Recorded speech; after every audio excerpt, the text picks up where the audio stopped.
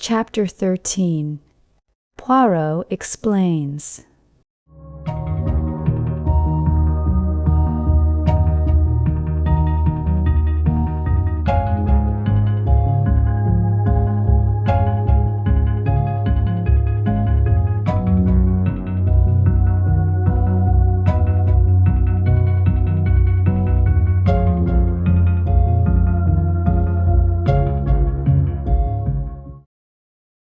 Poirot, you old villain, I said. I've half a mind to strangle you. What do you mean by deceiving me as you have done? We were sitting in the library. Several hectic days lay behind us. In the room below, John and Mary were together once more, while Alfred Inglethorpe and Miss Howard were in custody. Now at last, I had Poirot to myself, and could relieve my still burning curiosity. Poirot did not answer me for a moment, but at last he said, "I did not deceive you, mon ami. At most, I permitted you to deceive yourself." "Yes, but why?" "Well, it is difficult to explain. You see, my friend, you have a nature so honest and a countenance so transparent that, enfin, to conceal your feelings is impossible. If I had told you my ideas, the very first time you saw Mr. Alfred Inglethorpe, that astute gentleman would have, in your so expressive idiom, smelt a rat. And then, bonjour to our chances of catching him. I think that I have more diplomacy than you give me credit for." "My friend," besought Poirot, "I implore you, do not enrage yourself. Your help has been of the most invaluable. It is but the extremely beautiful nature that you have, which made me pause." "Well," I grumbled, a little mollified, "I still think you might have given me a hint." "But I did, my friend, several hints. You would not take them. Think now, did I ever say to you that I believed John Cavendish guilty? Did I not, on the contrary, tell you that he would almost certainly be acquitted? Yes, but— And did I not immediately afterwards speak of the difficulty of bringing the murderer to justice? Was it not plain to you that I was speaking of two entirely different persons? No, I said, it was not plain to me. Then again, continued Poirot, at the beginning, did I not repeat to you several times that I didn't want Mr. Inglethorpe arrested now? That should have conveyed something to you. Do you mean to say you suspected him as long ago as that? Yes. To begin with, whoever else might benefit by Mrs. Inglethorpe's death, her husband would benefit the most. There was no getting away from that. When I went up to Styles with you that first day, I had no idea as to how the crime had been committed, but from what I knew of Mr. Inglethorpe, I fancied that it would be very hard to find anything to connect him with it. When I arrived at the chateau, I realized at once that it was Mrs. Inglethorpe who had burnt the will, and there, by the way, you cannot complain, my friend, for I tried my best to force on you the significance of that bedroom fire in midsummer. Yes, I said impatiently. Go on. Well, my friend, as I say, my views as to Mr. Inglethorpe's guilt were very much shaken. There was, in fact, so much evidence against him that I was inclined to believe that he had not done it. When did you change your mind? When I found that the more efforts I made to clear him, the more efforts he made to get himself arrested. Then, when I discovered that Inglethorpe had nothing to do with Mrs. Raikes, and that in fact it was John Cavendish who was interested in that quarter, I was quite sure. But why? Simply this. If it had been Inglethorpe who was carrying on an intrigue with Mrs. Raikes, his silence was perfectly comprehensible. But when I discovered that it was known all over the village that it was John who was attracted by the farmer's pretty wife, his silence bore quite a different interpretation. It was nonsense to pretend that he was afraid of the scandal, as no possible scandal could attach to him. This attitude of his gave me furiously to think, and I was slowly forced to the conclusion that Alfred Inglethorpe wanted to be arrested. Eh bien? From that moment, I was equally determined that he should not be arrested. Wait a minute, I don't see why he wished to be arrested. Because, mon ami, it is the law of your country that a man once acquitted can never be tried again for the same offense. Aha! But it was clever, his idea. Assuredly, he is a man of method. See here, he knew that in his position he was bound to be suspected, so he conceived the exceedingly clever idea of preparing a lot of manufactured evidence against himself. He wished to be arrested. He would then produce his irreproachable alibi, and, hey presto, he was safe for life. But I still don't see how he managed to prove his alibi and yet go to the chemist's shop. Poirot stared at me in surprise. Is it possible, my poor friend? You have not yet realized that it was Miss Howard who went to the chemist's shop. Miss Howard. But certainly, who else? It was most easy for her. She is of a good height. Her voice is deep and manly. Moreover, remember, she and Inglethorpe are cousins, and there is a distinct resemblance between them, especially in their gait and bearing. It was simplicity itself. They are a clever pair. I am still a little fogged as to how exactly the bromide business was done, I remarked. Bon. I will reconstruct for you as far as possible. I am inclined to think that Miss Howard was the mastermind in that affair. You remember her once mentioning that her father was a doctor? Possibly she dispensed his medicines for him, or she may have taken the idea from one of the many books lying about when Mademoiselle Cynthia was studying for her exam. Anyway, she was familiar with the fact that the addition of a bromide to a mixture containing strychnine would cause the precipitation of the latter. Probably the idea came to her quite suddenly. Mrs. Inglethorpe had a box of bromide powders, which she occasionally took at night. What could be easier than quietly to dissolve one or more of those powders in Mrs. Inglethorpe's large-sized bottle of medicine when it came from Coots? The risk is practically nil. The tragedy will not take place until nearly a fortnight later. If anyone has seen either of them touching the medicine, they will have forgotten it by that time. Miss Howard will have engineered her quarrel and departed from the house. The lapse of time and her absence will defeat all suspicion. Yes, it was a clever idea. If they had left it alone, it is possible the crime might never have been brought home to them. But they were not satisfied. They tried to be too clever, and that was their undoing. Poirot puffed at his tiny cigarette, his eyes fixed on the ceiling. They arranged a plan to throw suspicion on John Cavendish by buying strychnine at the village chemist's and signing the register in his handwriting. On Monday, Mrs. Inglethorpe will take the last dose of her medicine. On Monday, therefore, at 6 o'clock, Alfred Inglethorpe arranges to be seen by a number of people at a spot far removed from the village. Miss Howard has previously made up a cock-and-bull story about him and Mrs. Raikes to account for his holding his tongue afterwards. At 6 o'clock, Miss Howard, disguised as Alfred Inglethorpe, enters the chemist's shop with her story about a dog, obtains the strychnine, and writes the name of Alfred Inglethorpe in John's handwriting, which she had previously studied carefully. But, as it will never do if John too can prove an alibi, she writes him an anonymous note, still copying his handwriting, which takes him to a remote spot where it is exceedingly unlikely that anyone will see him. So far, all goes well. Miss Howard goes back to Middlingham. Alfred Inglethorpe returns to Styles. There is nothing that can compromise him in any way, since it is Miss Howard who has the strychnine, which, after all, is only wanted as a blind to throw suspicion on John Cavendish. But now a hitch occurs. Mrs. Inglethorpe does not take her medicine that night. The broken bell, Cynthia's absence, arranged by Inglethorpe through his wife, all these are wasted. And then he makes his slip. Mrs. Inglethorpe is out, and he sits down to write to his accomplice, who, he fears, may be in a panic at the non-success of their plan. It is probable that Mrs. Inglethorpe returned earlier than he expected. Caught in the act, and somewhat flurried, he hastily shuts and locks his desk. He fears that if he remains in the room, he may have to open it again, and that Mrs. Inglethorpe might catch sight of the letter before he could snatch it up.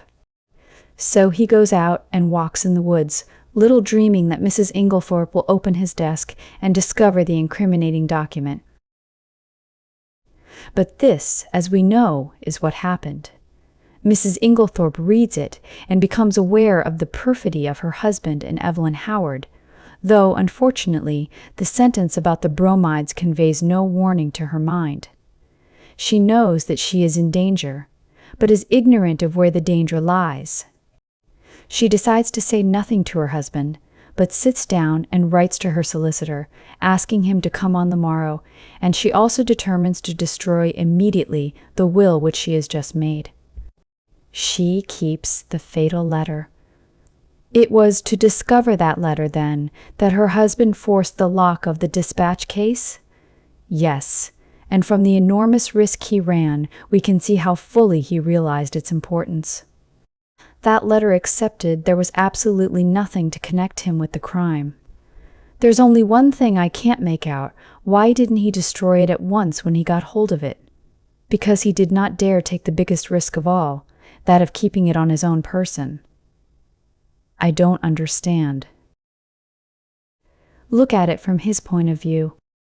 I have discovered that there were only 5 short minutes in which he could have taken it. The 5 minutes immediately before our own arrival on the scene, for before that time Annie was brushing the stairs and would have seen anyone who passed going to the right wing. Figure to yourself the scene. He enters the room, unlocking the door by means of one of the other door keys. They were all much alike. He hurries to the dispatch case. It is locked, and the keys are nowhere to be seen. That is a terrible blow to him, for it means that his presence in the room cannot be concealed as he had hoped. But he sees clearly that everything must be risked for the sake of that damning piece of evidence. Quickly he forces the lock with a penknife and turns over the papers until he finds what he is looking for. But now a fresh dilemma arises. He dare not keep that piece of paper on him. He may be seen leaving the room. He may be searched. If the paper is found on him, it is certain doom. Probably, at this minute too, he hears the sounds below of Mr. Wells and John leaving the boudoir. He must act quickly. Where can he hide this terrible slip of paper? The contents of the wastepaper basket are kept, and in any case, are sure to be examined. There are no means of destroying it, and he dare not keep it. He looks round, and he sees, what do you think, mon ami? I shook my head. In a moment, he has torn the letter into long, thin strips, and rolling them up into spills, he thrusts them hurriedly in amongst the other spills in the vase on the mantelpiece. I uttered an exclamation. No one would think of looking there, Poirot continued. And he will be able, at his leisure, to come back and destroy this solitary piece of evidence against him. Then, all the time, it was in the spill vase in Mrs. Inglethorpe's bedroom, under our very noses? I cried.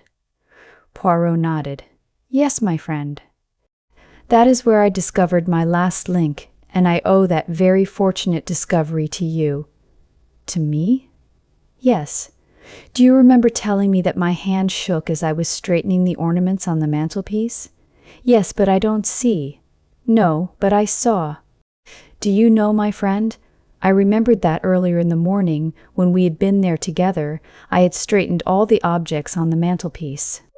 And, if they were already straightened, there would be no need to straighten them again, unless, in the meantime, someone else had touched them. Dear me, I murmured, so that is the explanation of your extraordinary behavior. You rushed down to Styles, and found it still there? Yes, and it was a race for time.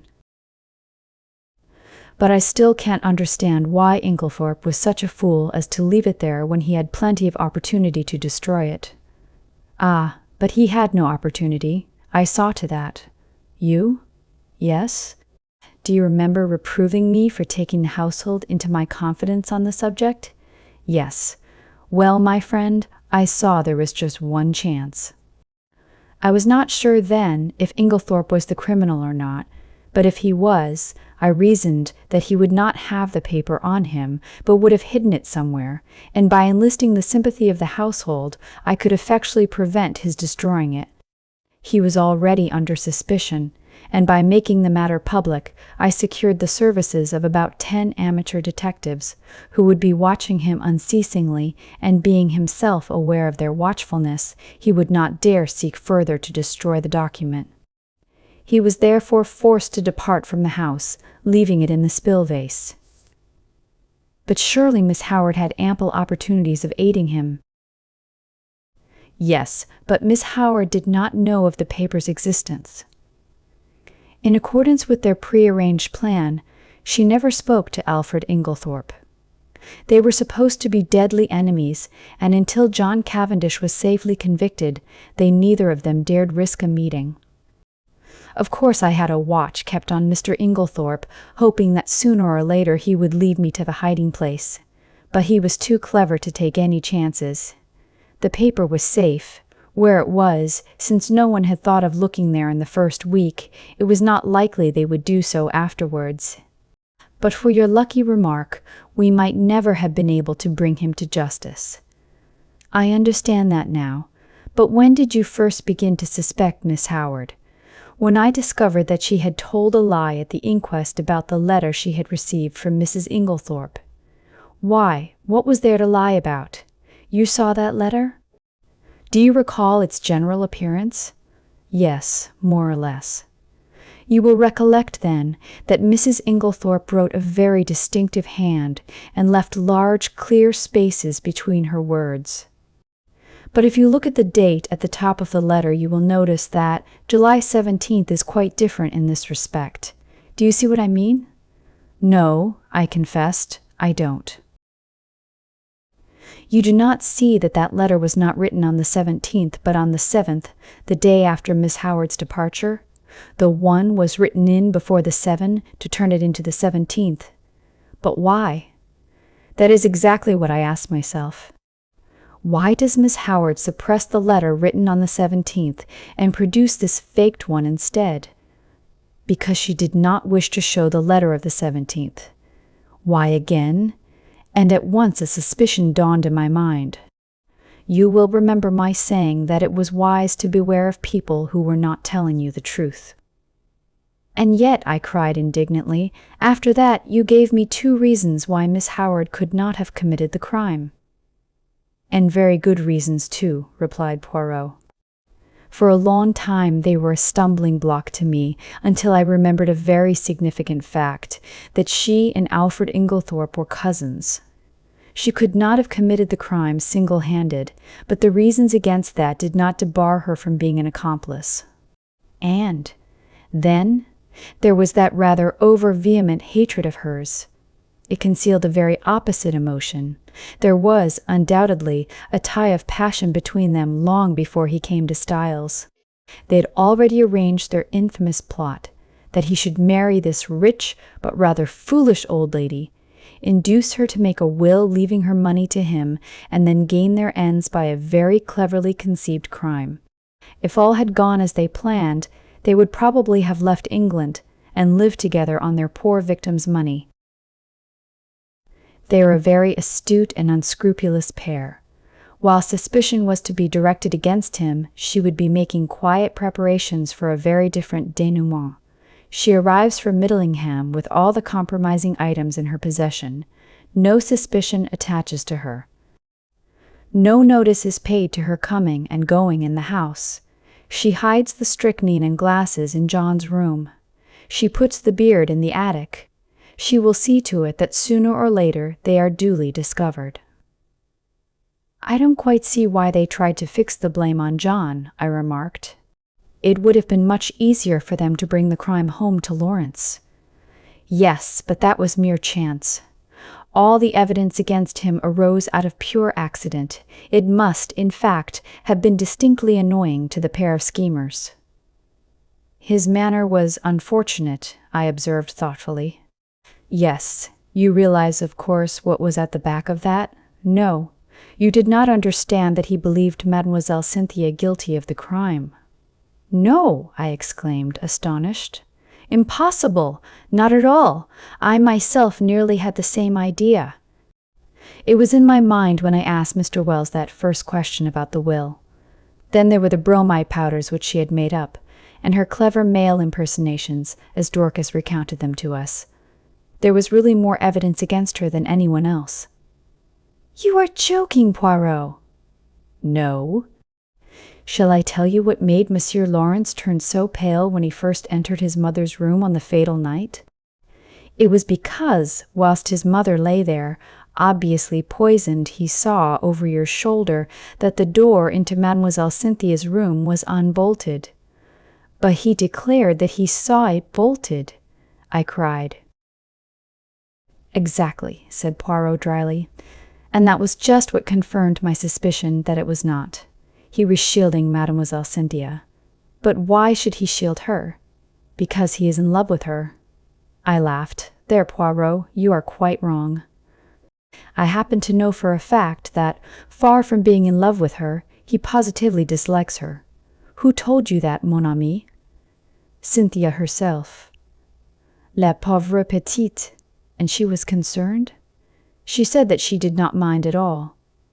Then she certainly did mind very much, remarked Poirot. They are like that. Les femmes. What you say about Lawrence is a great surprise to me, I said. But why? It was most obvious. Did not Monsieur Lawrence make the sour face every time Mademoiselle Cynthia spoke and laughed with his brother? He had taken it into his long head that Mademoiselle Cynthia was in love with Monsieur Jean. When he entered his mother's room and saw her obviously poisoned, he jumped to the conclusion that Mademoiselle Cynthia knew something about the matter. He was nearly driven desperate. First, he crushed the coffee cup to powder under his feet, remembering that she had gone up with his mother the night before, and he determined that there should be no chance of testing its contents. Thenceforward, he strenuously and quite uselessly upheld the theory of death from natural causes. And what about the extra coffee cup? I was fairly certain that it was Mrs. Cavendish who had hidden it, but I had to make sure. Monsieur Lawrence did not know at all what I meant, but, on reflection, he came to the conclusion that if he could find an extra coffee cup anywhere, his lady-love would be cleared of suspicion. And he was perfectly right. One thing more. What did Mrs. Inglethorpe mean by her dying words? They were, of course, an accusation against her husband. Dear me, Poirot, I said with a sigh, I think you have explained everything. I am glad it has all ended so happily. Even John and his wife are reconciled. Thanks to me. How do you mean, thanks to you? My dear friend, do you not realize that it was simply and solely the trial which has brought them together again? That John Cavendish still loved his wife, I was convinced. Also, that she was equally in love with him. But they had drifted very far apart. It all arose from a misunderstanding. She married him without love. He knew it. He is a sensitive man in his way. He would not force himself upon her if she did not want him. And, as he withdrew, her love awoke. But they are both unusually proud, and their pride held them inexorably apart. He drifted into an entanglement with Mrs. Rakes, and she deliberately cultivated the friendship of Dr. Bauerstein. Do you remember the day of John Cavendish's arrest, when you found me deliberating over a big decision? Yes, I quite understood your distress. Pardon me, mon ami, but you did not understand it in the least.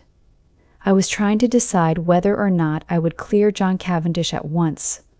I could have cleared him, though it might have meant a failure to convict the real criminals. They were entirely in the dark as to my real attitude up to the very last moment, which partly accounts for my success. Do you mean that you could have saved John Cavendish from being brought to trial? Yes, my friend, but I eventually decided in favor of a woman's happiness. Nothing but the great danger through which they have passed could have brought these two proud souls together again. I looked at Poirot in silent amazement. The colossal cheek of the little man. Who on earth but Poirot would have thought of a trial for murder as a restorer of conjugal happiness? I perceive your thoughts, mon ami, said Poirot, smiling at me.